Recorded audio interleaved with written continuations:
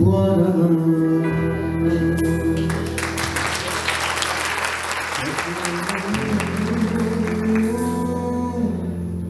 Hep isyan, hep mutsuzluk, alnımdaki kara yazı, ecel gibi siliniyor. İçimdeki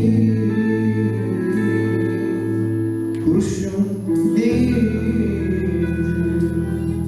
aşk yarası kapanmıyor.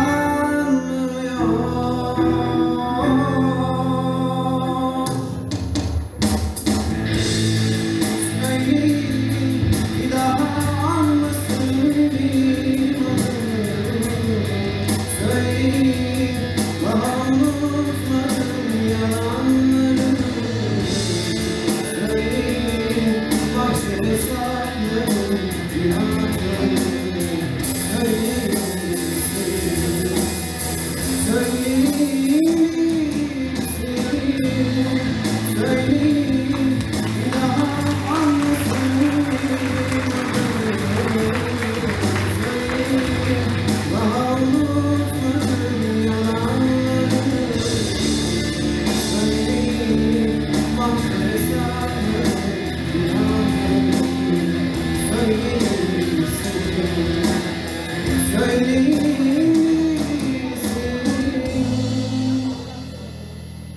Bu aralar